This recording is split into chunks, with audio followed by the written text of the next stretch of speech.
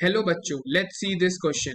The rate constant, the activation energy and the pre-exponential factor of a chemical reaction at 25 degrees Celsius are 3 into 10 to the power minus 4 second inverse, 104.4 kilojoule per mole and 6 into 10 to the power 14 second inverse respectively. The value of the rate constant as t tends to infinity is option 1 2 into 10 to the power 18 second inverse, option 2 6 into 10 to the power 14 second inverse, option 3 is infinity, option 4 3.6 into 10 to the power 30 second inverse. अब इस question को समझने के लिए हमें सबसे पहले देखना पड़ेगा कि इस क्वेश्चन में क्या की कॉन्सेप्ट हमारे पास इन्वॉल्व हो रहा है। सो ये क्वेश्चन में जो की कॉन्सेप्ट हमारे पास इन्वॉल्व होने वाला है वो है हमारे पास अरीनियस इक्वेशन। अरीनियस इक्वेशन हमें क्या बताती है?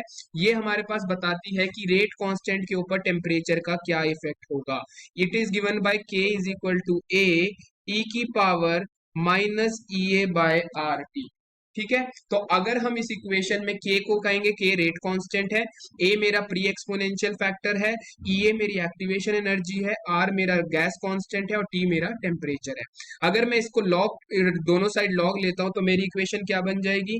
It will be equal to log k is equal to log a minus E A upon 2.303 R T. ठीक है, अब हमें क्या गिवन है कि जब हमारे टेम्परेचर कंडीशन 25 डिग्री सेल्सियस थी तो हमारा रेट कांस्टेंट है 3 into 10 to the power minus 4, हमारी एक्टिवेशन एनर्जी है 104.4 किलो जूल पर मोल और हमारा प्री एक्सपोनेंशियल फैक्टर है 6 इंटू 10 टू द पावर 14। हमें बताना है जब टेम्परेचर इंफिनिटी की टुवर्ड जाएगा तो रेट कांस्टेंट की वैल्यू क्या होगी। तो अगर मैं इस इक्वेशन में टेम्परेचर, एक्टिवेशन एनर्जी और ए की वैल्यू पुट करूंगा तो मैं यहाँ से रेट कांस्टेंट निकाल के ला सकता हूँ।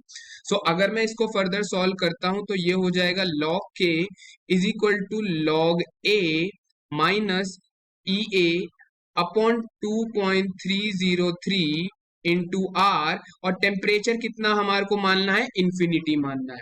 अब ये क्या टर्म हो गई है? अगर मैं इस टर्म को देखता हूं तो ये जो पूरी की पूरी टर्म है ये हमारी हो जाएगी जीरो। क्यों जीरो हो जाएगी? बिकॉज 1 बाय infinity is nothing but zero के इक्वल हो जाएगा। यानी यहां से जो log k हो जाएगा वो हमारे पास log a के इक्वल हो जाएगा और we can also say k will be equal to a। यानी रेट कांस्टेंट हमारा हो जाएगा प्री एक्सपोनेंशियल फैक्टर जो कि है 6 into 10 to the power 14 second inverse के equal. I hope you understood it well. All the best, thank you.